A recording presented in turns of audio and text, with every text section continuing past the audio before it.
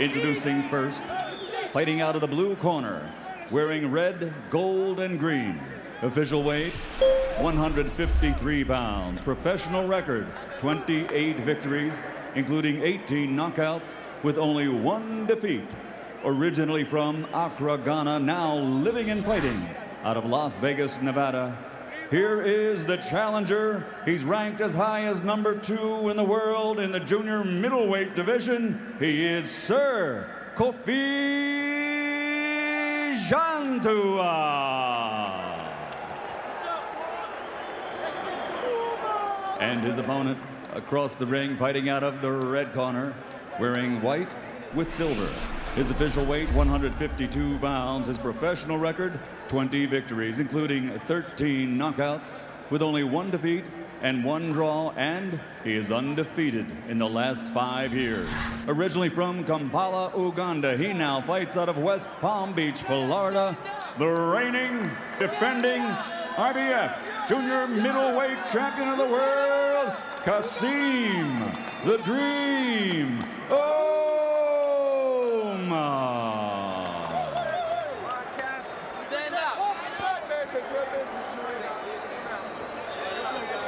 Terrible thing. Okay, guys, let's go. Okay, we've gone over the rules. You're very familiar. Hang on and listen to me. As I said, yo, go, mommy, yo, go. Wait. Hold it down. The rules have been gone over. I tell you to break, I mean break. I want you to defend yourselves at all times. One last thing again. If somebody goes out of the ring, they have a count of 20 to come back in unassisted. Unassisted. If somebody goes out of the ring, you can't help them. Is that clear? All right, shake hands and come out of the bell. If ever there was a fight that might steal the show from Arturo Gatti, this could be it. Stolen my heart already. I don't know when I've been so excited about the first fight on our show. Ouma's just a character who just brings that era into the arena with him. Yeah, he definitely does. When Ouma first arrived here in America, he was calling every African fighter he could think of, and he called Jantuah, and they became friends over the phone. Understanding that it was possible this would eventually have to happen. Body shot by Jantuah early, and another body shot as Kofi, who has been successful as a headhunter, comes out working to the body.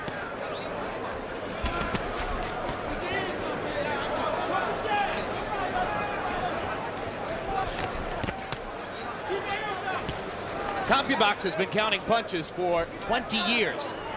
Kassim Ouma holds every record in the 154-pound division for most punches thrown, most punches landed. In fact, the top 4 fights in terms of punches landed are all his.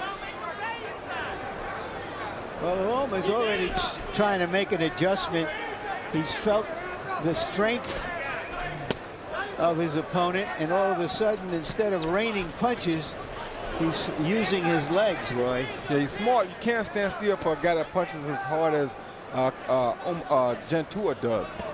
Because if he can set up his punches, we've seen what he can do. You don't want him to be able to plant his feet. That's why Ouma is making him move around. He's going left, he's going right. And Jantuah almost caught him on the end of a left hook. He did catch him, Roy, but Ouma took it. He was moving away, and it didn't land with full force.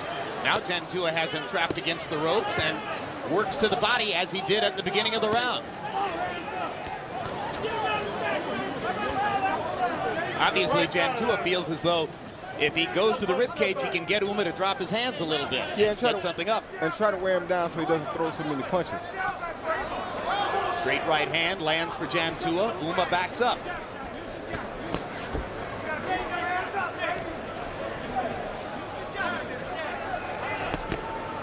Certainly Kassim Ouma is fighting this first round as though he's decided that Jantuah's power is a factor to be respected. Not necessarily. He's just fighting his fight, I think, you know. Because if he was running from the power, he wouldn't be there trading with him right now. He's not afraid of nobody's power. You can believe that. He's been through so much in his lifetime that nothing else in this ring can scare him. Jantuah said it's his bullets against my grenades. And he is throwing the grenades. Yeah, he's definitely a stronger puncher, don't get me wrong. And he outweighs Ouma by 6 pounds.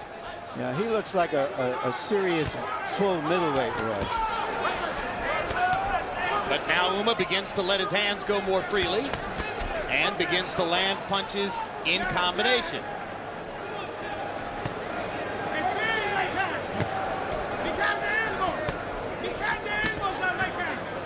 You've got what amounts to all-star teams of fighters in the corners of these two fighters, or all-star teams of former fighters. Co-trainer Johnny Bumpus and chief second Tim Witherspoon are both in the corner of Kassim Ouma. Kofi Jantuah has Mike McCallum, the body snatcher, a former 154-pound world titleist, and Jeff Mayweather, the third of the three Mayweather brothers, in his corner.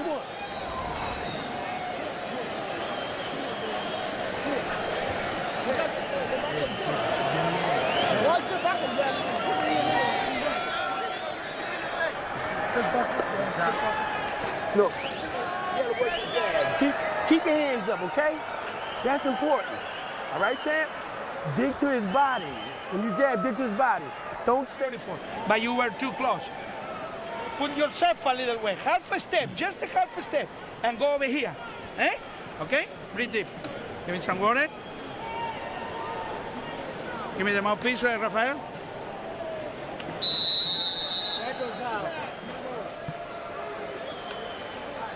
CompuBox numbers in round one show a surprising reversal. Ouma, who might have been expected to throw 95 punches in the round, threw 74, landed 25. Jantuah, who would have been expected to throw about 70 punches in the round, threw 95. So they reversed roles a little bit, as Jantuah maybe found it easier to land than he might have expected. Well, for Ouma, that's good, because the more punches he throws, the less he'll have that power stored up. So if you can get him to punch a little bit lighter, that'd be good for Kassim Ouma. Right. In making Jantuah throw 95 punches in the first round, you're saying maybe he emptied his quiver of a couple of arrows, huh? Just of a couple. It's not totally empty yet, but he has emptied it of a couple. And that works in Ouma's favor.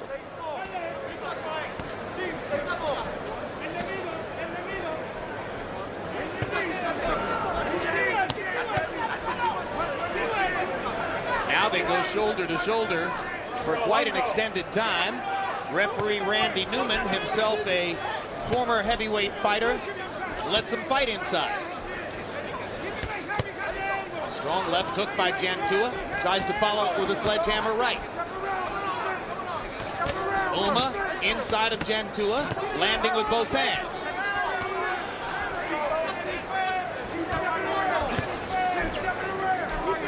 It looks as though Ouma now wants to try to smother the punching power of Jantuah. But he's right there to be hit. Once again, I think he's just trying to make him work hard, make him use some of that power up.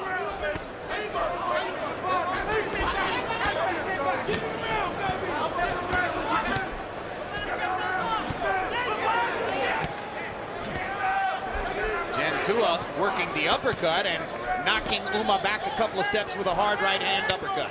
Anytime Jantuah tries to stop punching, though, Ouma starts right away to make him keep punching.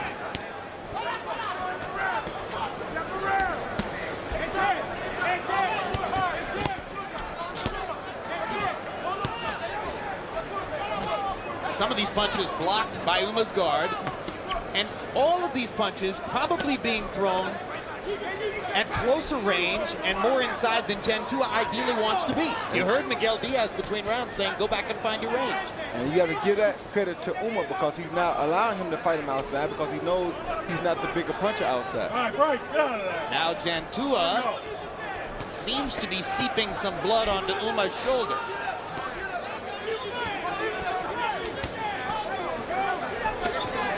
There's a small trickle of blood on Ouma's shoulder, which could have come from Jantuah's nose or from his mouth or his eye. Hard to tell. Boy, there's a lot of contact here, guys.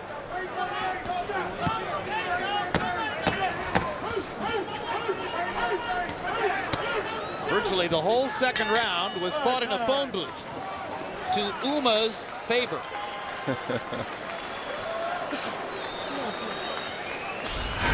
February 19, it's Hopkins against Eastman for the undisputed middleweight title. Also rising middleweight Jermaine Taylor shows what he can do against hard-punching Daniel Edouard. 1 week later, Miguel Cotto takes on DeMarcus Chop Chop Corley. He don't like it. Corley was the entry-level 140-pound opponent for Floyd Mayweather Jr. Now we'll see what Cotto can do against him. Champ, you hear me? He don't like it to the body, okay? Stick out and use your jab. He's lackadaisical, he's slow. Keep touching him. Go around to the left, to your left. Miguel Diaz and Rafael Garcia are working on Kofi Jantuah's right eye, so that must be where the blood came from. CompuBox numbers in round 2. Ouma threw 82 punches, Jantuah threw 91. So in the first 2 rounds of the fight, Jantuah's already thrown 186 punches. And even though he lands a big right hand on Ouma, Ouma's able to take it pretty well. Ouma takes a good shot.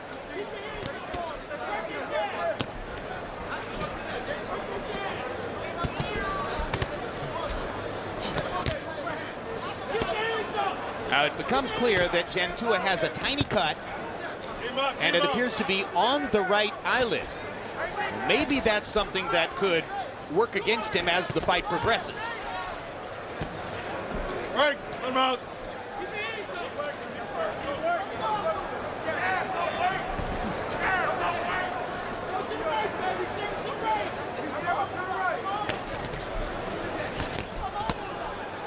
Good left hand by Ouma, followed by a strong right hand to the body by Jantuah. Yeah, but Jantuah is starting to wear. He's not used to this pace. He's and slowing you can down. see it on him already. He's starting to wear. And Ouma knows this. And Ouma put just a little bit more into his punches as Jantuah visibly began to slow. Yeah, he's beginning to wear just a little. He has to be very careful here because a power puncher usually is not that powerful for long. And if you make him use it up early, you can wear him down the end. Right now, he's starting to look really bad after he throws the big shots. Jantuah looking a little bit wobbly on his feet now as Ouma continues to work at a pace which is very comfortable for him. Oh, good left hand by Ouma. Solid straight left hand by Ouma, who shows in his face and in his body movements that he's very relaxed. Very relaxed. Like I said, going through all he's been through, there's no reason for him to worry about nothing. He's seen real bombs and bullets coming at him. He's not afraid of the shots that Jantuah is throwing at him tonight. What does relaxation do for a fighter, Roy? Helps him take a punch better, helps him deal with fatigue better, but sometimes it's not the best thing for taking a punch because if a guy catches you in the middle of that relaxation, you're going to have a problem taking the punch. Good body shot by Ouma. Jantuah short with the right hand and long with the left hook. Again, Ouma stepping inside into a range that isn't advantageous for Jantuah's power punching. Jantuah tries to back him up with the right hand. Ouma comes right back. What could Jantuah do to create space? Nothing, because he got to use a jab. He's not a jabber, he's a puncher. Punchers want to hit. That's why he's intrigued about staying right here inside, because he thinks this means that he can land those big punches, and it's working against him. Kassim Ouma is using his own power against him. Every time he misses with a big shot, watch Kassim Ouma go to his body. Should you wonder at all what the mentality of a puncher is, Jantuah said to us yesterday, here's my view of boxing. We're both going to hit each other, and whoever hits hardest is going to win. That's the way punchers think. Okay. All right, come on. Sit down. All right. Check this out. Check this out, champ. Put the pressure on his ass this round. You can go inside, outside. You got to keep your hands up, okay?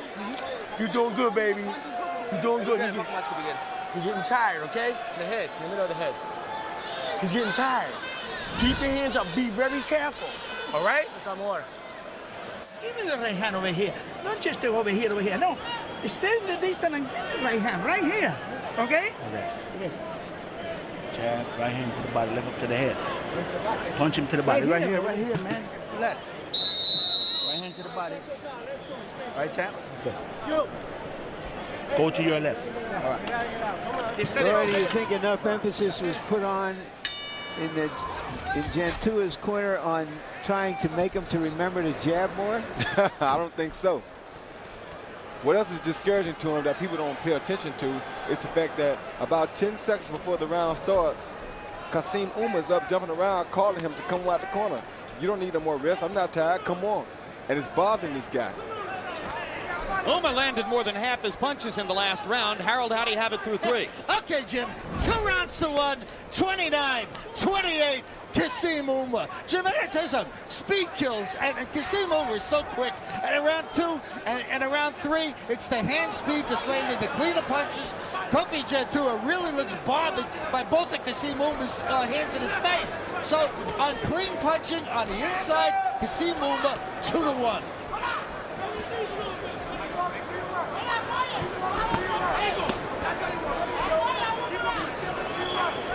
Most fighters like to train in comfortable, familiar circumstances.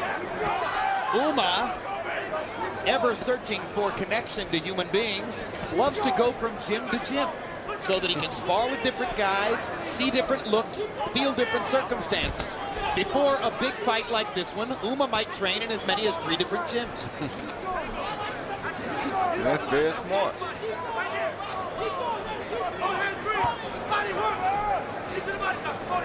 Right, you're tied up. Don't punch. Get up.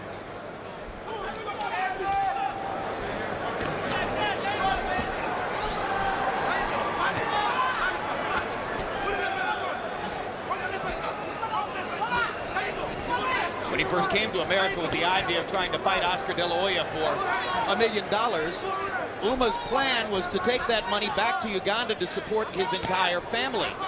He said to us, I only would have needed about $10 a day for me, and the rest I could have spent on them. Well, the problem with Ouma, though, is going back as he's considered a deserter in the Army there. Hard left hook by Jantuah, his best punch since the first round. Ouma walks right through it and keeps throwing at close range. Jantuah may be feeling an early sense of desperation already at the on-rushing tide of Ouma. He just never stops. Yeah, he is. He knows that he's not going to be able to hold his pace. So he's trying to find a knockout as quick as he can here. He knows good and well he's not ready for this pace all night. No puncher you ever seen pretty much is ready for a pace like this for 12 rounds.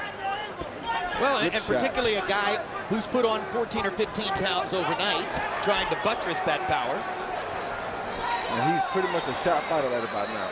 Amazing. Amazing how rapidly Jantuah's energy has gone away in the face of Ouma's pace. But now Jantuah's starting to land again and hoping to land one big shot. And Ouma's smiling and laughing at him as round 4 comes to a close. Great entertainment in this fight. And of course, we expect more of the same as the Walking 30s movie, Arturo Gatti has his gloves taped on by illustrious trainer Buddy McGirt. Gatti, under McGirt, has progressed toward a safer, more streamlined boxing style. No longer the face-first blood and guts warrior who learned his lesson in the first fight with Mickey Ward and then boxed his way to 2 victories over Ward to complete the trilogy. Tonight, James Leija will try to tempt him into a crowd-pleasing fight. Leija says, Gatti goes the way the crowd goes. If I can get them to roar, he'll go to war with me. Jim, this fight opened with Ouma a 3-1 favorite. Some big money came in on Jantuah to knock the odds down to virtually even. Right now, the original odds are looking better and better.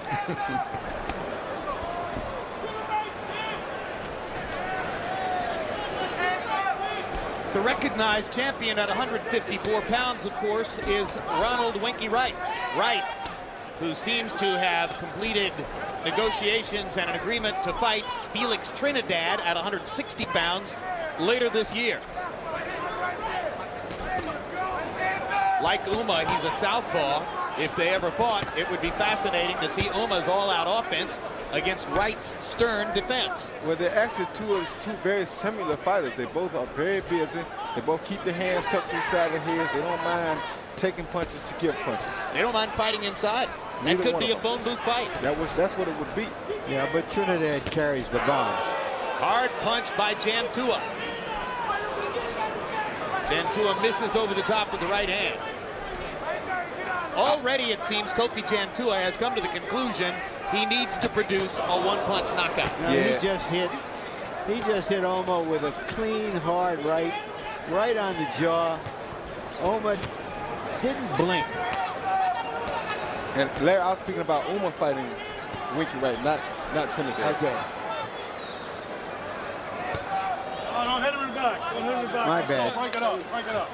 Don't swing him back. Yeah, but your point was maybe it never happens if Trinidad gets in a whack on Winky and changes his life. Well, but Winky, even if he loses, would still be the junior middleweight champion. That's exactly right. And this would still be a very interesting fight to see because they definitely would share a very close vicinity in the ring.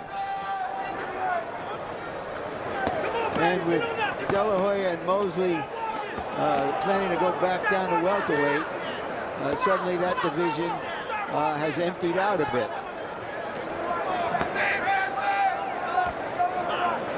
Jantuah nailing Ouma against the ropes, but you see Ouma ducking, slipping, moving around past Jantuah's gloves and finding ways to land his own straight punches. Mostly to the body. Ouma trying to slip along the ropes to the right. Jantuah trying to keep him in jail. And doing so effectively so far.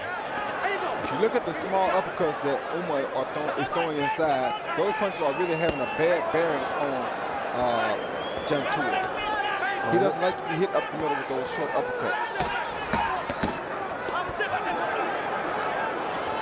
Ouma's defense is better than you expect from a guy who averages 100 punches around. And maybe some of the schooling of Tim Witherspoon has something to do with that. Both Tim Witherspoon and Johnny Bumpus were adept defensive fighters. They both work with Ouma in the gym. So we get your breathing right. I'm good. Yeah, champ. Hold on, let me go to the head. All right, get him right first so I can start talking to him. Start. Did you? Yeah, stick him out. All right, now breathe, champ, breathe. Breathe. Start circling, okay? How do I do this out? Here you see Jantuah land one of the best punches of the fight for him. A boom overhand right lead, which normally gets rid of fighters. And like Larry said, Ouma didn't even move. And inside, you see the little short right uppercuts that I said Ouma was throwing that really are bothering Jantuah on the inside. We're going to find out soon whether those 20 miles he would run every day to and from training going to help him survive in a strong way in this fight. Remember, Jantuah fought a 12-round fight, Roy, in his 6th professional fight. Running 20 miles a day, I don't see why not.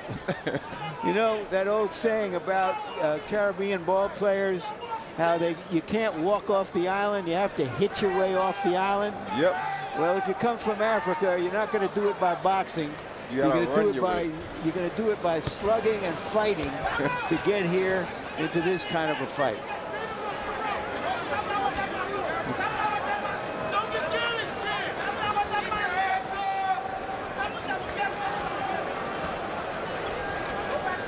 Coming into this round, by CompuBox estimate, the two fighters had thrown exactly the same number of punches, or almost exactly the same, 411, 412. But it's Ouma who's landing at a 45% connect rate, and Jantuah landing the harder punches at about 30%. The harder punches would make a difference if they were hurting Ouma. They don't seem to be doing so. Oh, good left hand by Ouma.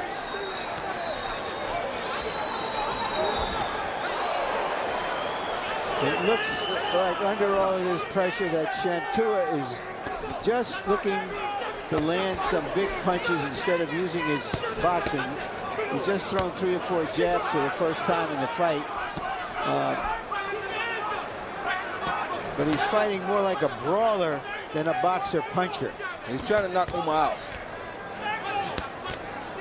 Larry, we have an internet question.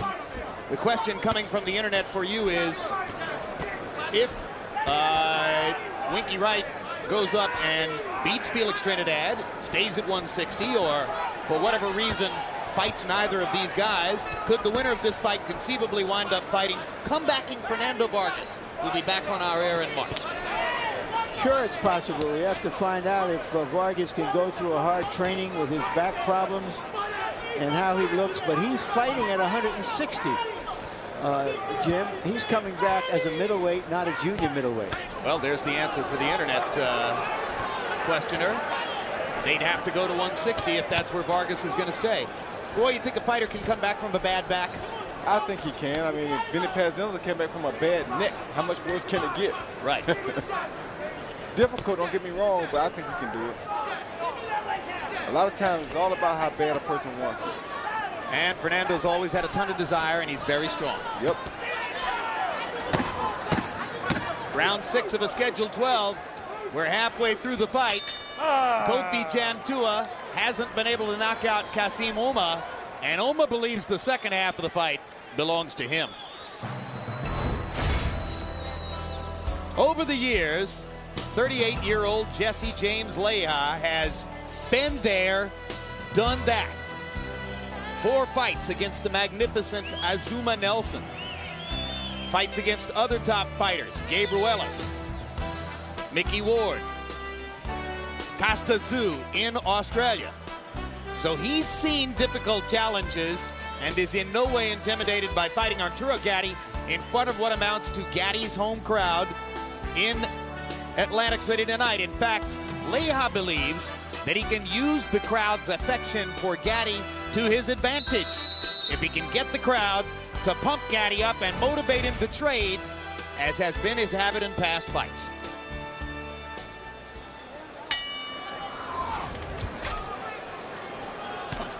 Jabs a rumor tonight. Of the 356 total combined connected punches so far, only 35 of them were jabs. Harold, how do you have it at the halfway point of the fight? Okay, Jim. 4 rounds to 2, 58, 56. Kassim Ouma. Jim, I gotta tell you something very unusual. Every time Kassim Ouma lands a combination to Kofi Jantuah's head, Kofi Jantuah staggers forward and looks down at the floor. Now, don't ask me why he does it. He's been doing it for 6 rounds already. Now it looks like he's getting staggered. But in any case, I thought Ouma took the 5th round off. Other than that, Ouma's just been outboxing him. And watch Jantuah stagger forward. It makes the judges think that he's really hurt. If Ouma took the 5th round off, he's using that fuel right now. Because he's come out with a burst of energy in the 6th, and indeed did seem to be rocking Jantuah around on the balls of his feet there for a moment. What else? The other thing I think that bothers Jantuah is that no matter how hard he hits Kassim Ouma, it doesn't seem to have no effect on him at all. Yeah, that's bound to be discouraging for a puncher. Especially for a puncher. You expect to hurt the man when you are able to throw big the way Jantuah has. At some point you expect to. Another hard right hand lands for Jantuah, and another. And Ouma continues to just walk right through the bigger man's punches.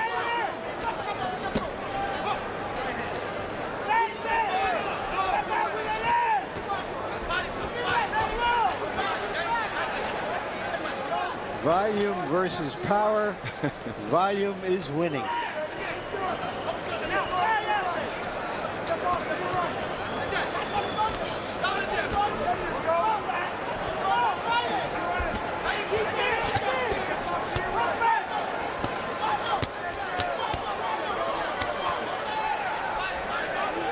The funniest thing about it is one of Ouma's best punches is his jab. He'll swap a straight right hand from Jantuah for a jab. Not often you see fighters do that, because a straight right hand is a power shot. Standing flat-footed and throwing real nice combinations. The key to Ouma's willingness to trade a jab for a right hand is his firm belief that he can take any right hand from Jantuah. That's true too. At this point, he just doesn't think Jantuah is going to hurt him.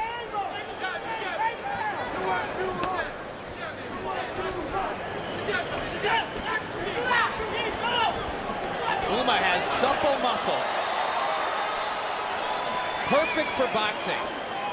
You don't tire nearly as rapidly as your opponent when you have the kind of loose, supple musculature that Kassim Ouma has. It allows you to be quick, reflexive, responsive. Jantuah's stronger, he's tireder.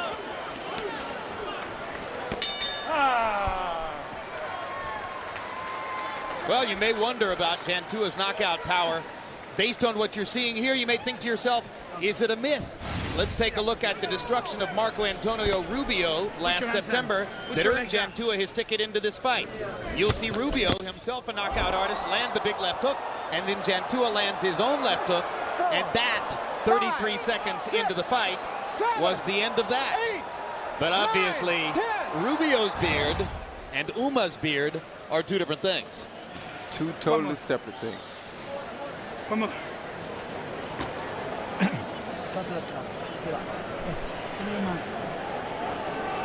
gotta punch the body into the head. You don't give me the chop behind the elbows, Kofi. Not even one. The last notable fighter to come from Ouma's home was John the Beast Mugabe, a middleweight, best remembered for an awesome fight with Marvin Hagler. And a very strong puncher. In round 7, Kassim Ouma, by CompuBox Lights, landed 57 out of 98 punches. Those are high totals for the fight. Jantuah was 21 out of 73, landing at exactly the rate at which he's been landing all along, right about 30%. Now, Jantuah is just getting chopped up here. And the reason, I guess, he looks down at the floor, Harold Letterman, is to try to avoid some of those punches. But he can't seem to do it now. There are no dimes or nickels or instructions or anything on the canvas. This Kassim Ouma is a busy guy, you hear me? That was a good body shot by Jantuah, but I don't think it bothers Ouma. Left hook upstairs, almost caught Ouma, but again Ouma dances away.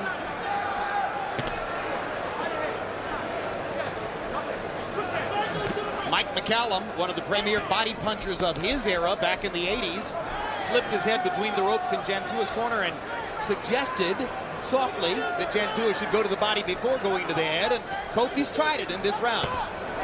Good overhand right by Kofi.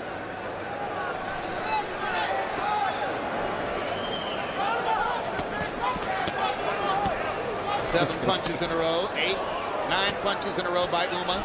Got hit with the right hand. Didn't care.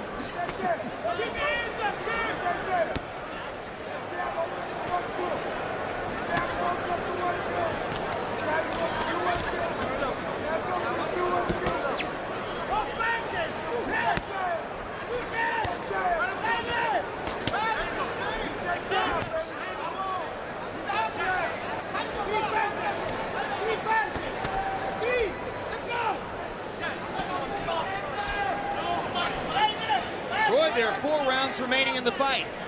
It looks less and less as though Jantuah has any chance at the knockout he came here hoping for. If you're in his corner, what would you tell him to do? Exactly what Mike McCallum told him to do, go to the body more. You know this guy's power, the strength of Kassim Ouma is his willing to go the distance and go it very strong, so he can last for a long time. He's a Duracell battery. Go to the body, that takes away some of the energy from the Energizer Bunny. He's still trying to knock him out. You'll never get him like that.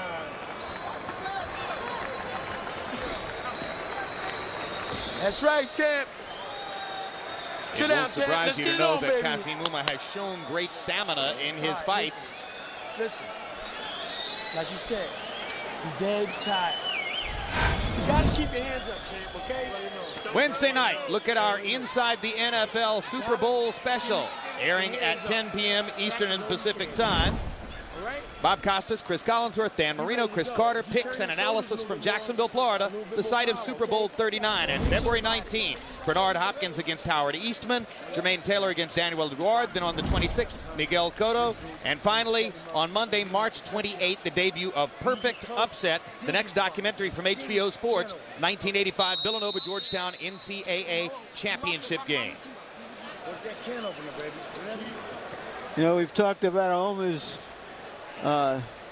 troubled childhood, something that is a kind of African version of Charles Dickens' story. But he's had problems here in America. He's walked away from 2 car crashes and was shot in a drive-by shooting and had part of his intestines cut out and survived that. He believes he was the target of the drive-by shooting. He's a true survivor.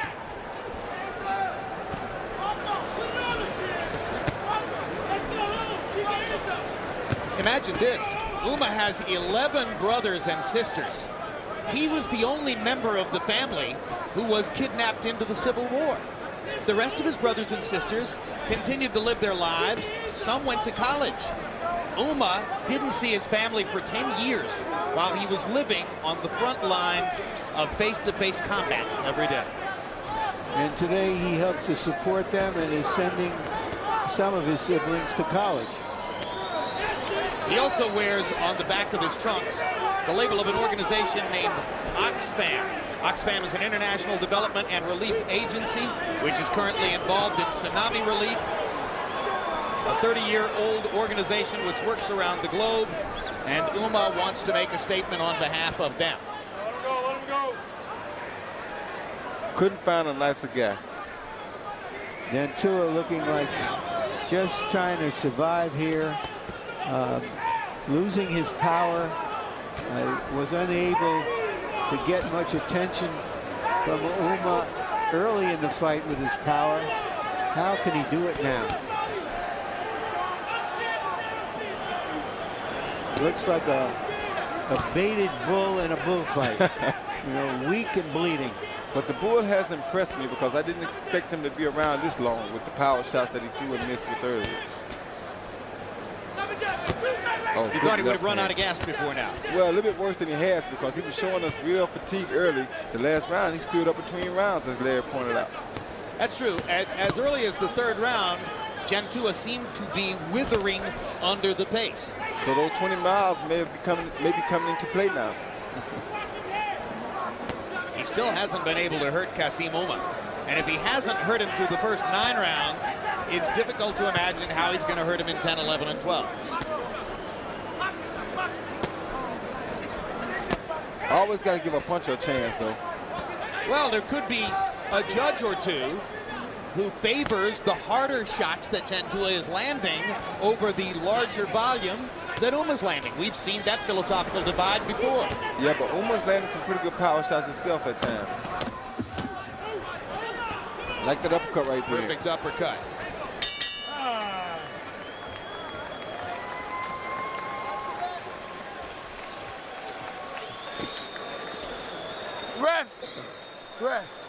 Ref! Watch the hand. Okay. Come on, baby, sit down. When we gonna go home, champ? When we gonna go home? That's right. That's right. You dig it? Slow down and hit it with harder shots. Turn that right hook over, too. You're doing good, champ. You're looking good. Right. Okay? You gotta do it. Breathe deep. Breathe deep. Drink it, drink it, drink it, drink it, drink it, drink it. One more, one more. You wonder if Jantuah is standing up because he's afraid if he sits down, he won't be able to get back up again. That's a good point. Well, that's why George Foreman said that he didn't sit down between rounds, because he felt like he expended more energy sitting down and standing up than if he just walked over there and stood there. Of course, there is psychology in it. Harold, how do you have it through 9? Okay, Jim. 88-83, 7 rounds to 2. Kassim Ouma. Outside of rounds 1, which I thought Kofi Jantuah won with the harder shots, and round 5, where Ouma laid on the ropes and really seemed just to take a round off, I can't see Kofi Jantuah winning another round. Kassim Ouma totally outboxing him. Kofi Jantuah staggering around in round 9 as if he wanted to quit. I mean, and you know, the judges look at that and they say, hey, this guy's just not the fight. So I think by, you know, his appearance alone, he's losing this thing big on the cards of the judges. Tim Witherspoon and Johnny Bumpus have been trying to work on Ouma to have more head movement, and just moments ago, you saw a couple of brilliant displays of how to slip the jab. Of course, he's slipping a tired jab, and that's easier. So, Harold, was that bad ring generalship you're talking about? I would say so.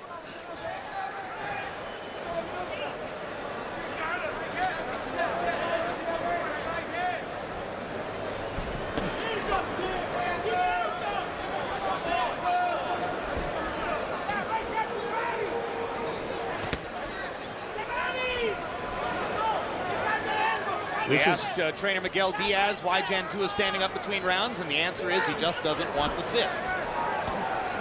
Larry? Well, it looks like we've been seeing the same movie since the second round. Which makes it less exciting than some of us thought it might be. Jantuah just hasn't lived up to his end. He hasn't been able to land enough of what he called grenades.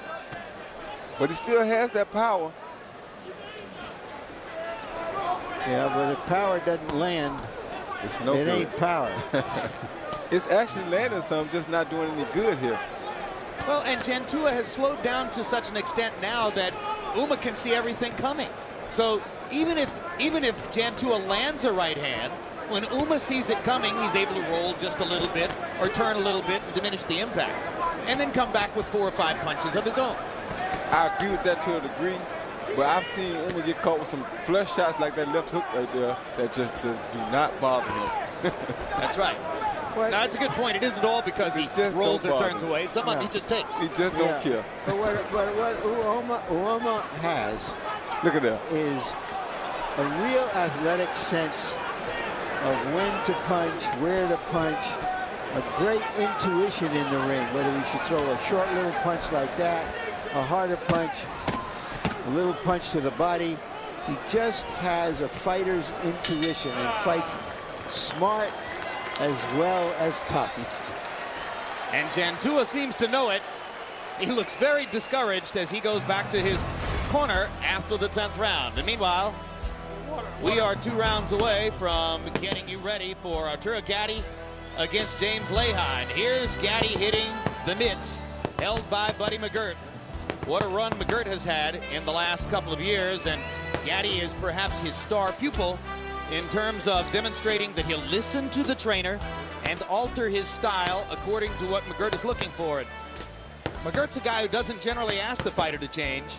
He's changed Gatti probably more than any other of his clients in an obvious effort to extend Gatti's career and give him a chance to not only participate in big fights, but have a chance to win them.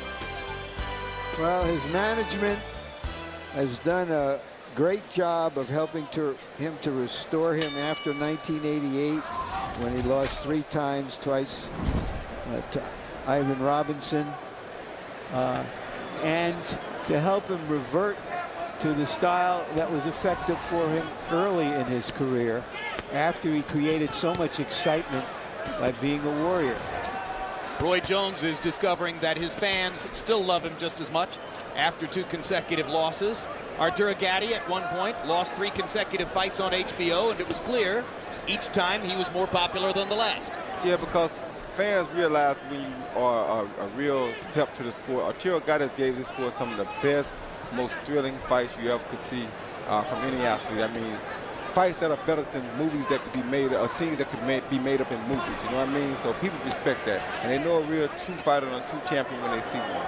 Yeah, I met a fan earlier today who told me when he comes to a Gatti fight, it's like he's going to a Rocky movie, only live, and you don't know how it's going to end. And you can't ask for nothing better than that in this sport. Hey, even Leija said when he fights one of those fights like the first fight against Mickey Ward, I'm in awe of that. It blows me away. Come up. This fight is not blowing us away anymore. Because Ouma is making it look easy. And I think the case may be made that in the American boxing marketplace, there's only room for one African junior middleweight, and we're finding out which one it is tonight.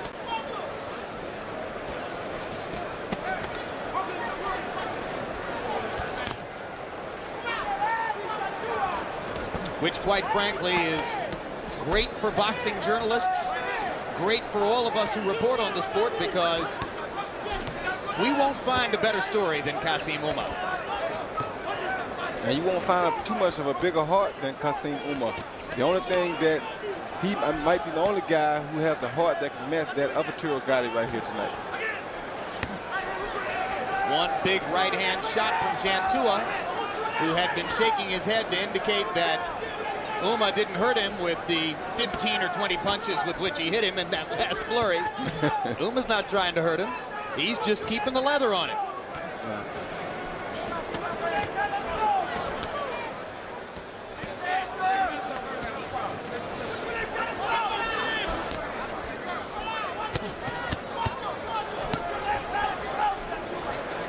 The first American trainer or manager of any note to see Kassim Ouma was Lou Duva.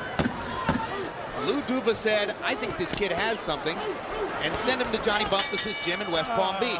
Bumpus says the first couple of days he wasn't terribly impressive. Then we let him go into the ring and spar. And all of a sudden, everybody's eyes lit up. What round is this? Last round, baby. Last round. 12th round. Sit down, champ. There you go. Hold. There you go. Champ, keep your hands up. You did a beautiful job tonight. You did a beautiful job tonight. It ain't over, though. 3 minutes, okay? Oh, okay. I'm still lying. I'm on the win. Come on, big one. 3 minutes. Only 3 minutes. 2 jabs. As he come towards the pull back hook right hand. What up? You got a long way to go, okay? 3 minutes. You want to defend this title 15 more times. You can knock him out, see? Okay? Okay. 3 minutes. We got it. Yes, 3 minutes. Mouthpiece. All right, cycle down. Let's go.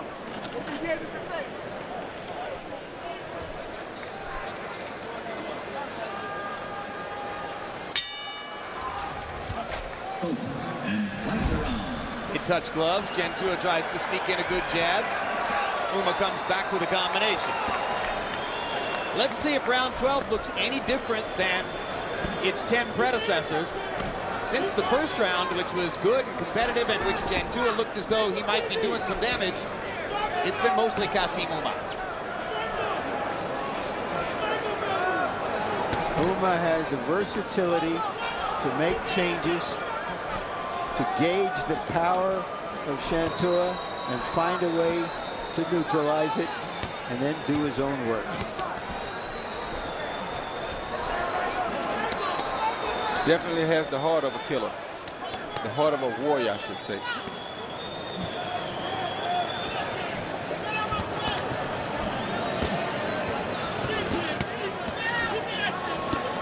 Just does not stop. And people don't understand how much conditioning it takes to be able to do what he's doing right now for 12 rounds. Amazing. And the way that the constant barrage of pity-pat punches ultimately wears the opponent down reminds me of Chris Bird in the heavyweight division. Eventually, a storm of gnats will wear you down.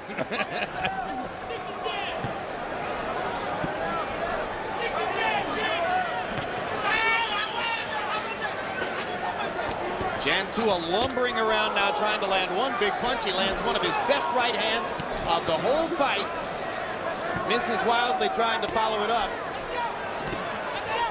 Ouma's been hit with 2 hard shots in this round, but continues to just keep going, like Gumby. Ouma's been hit with 5 hard shots this round, and none of it seems to bother him a bit.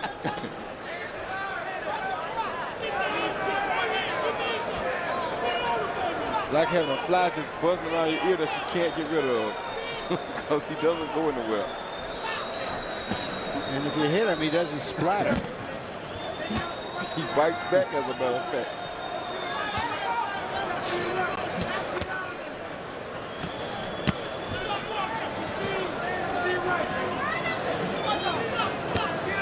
Ouma able to stand still against the ropes now with impunity, as he blocks most of Jantuah's punches with his arms, gloves, and elbows.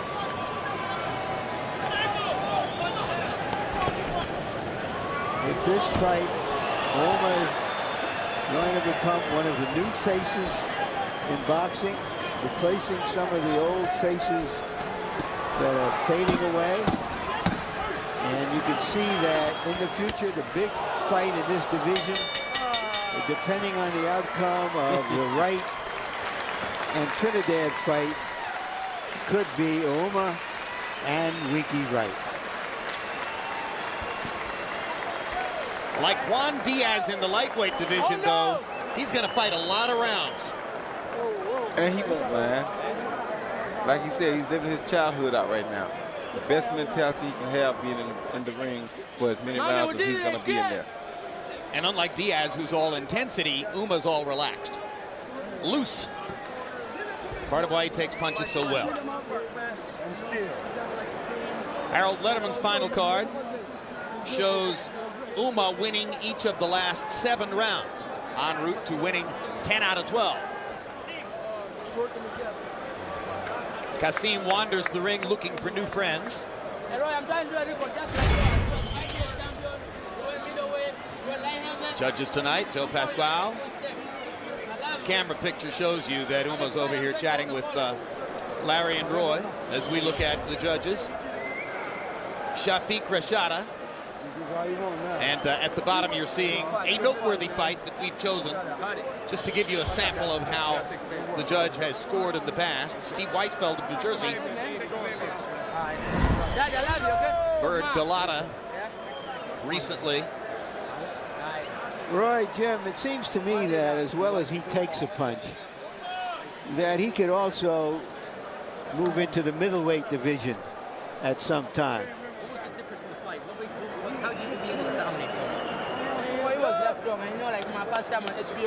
Wouldn't be a very big hitter in the middleweight division, but it wouldn't matter. He's not a big hitter in this division. That's why I decided I got to fight the top one.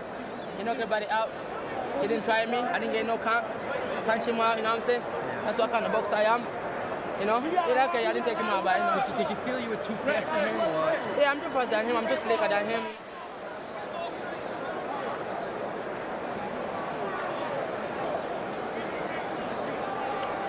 Michael Buffer has the particulars. Let's hear who won the fight.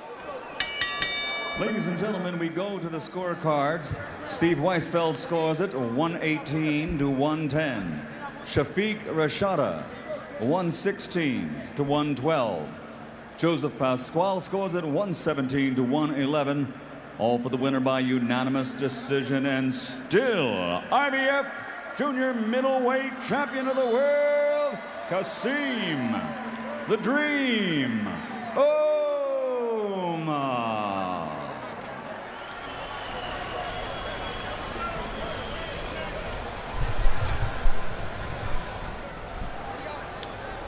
Final CompuBox numbers, and we told you that Ouma holds the records for most punches thrown in fights in this division.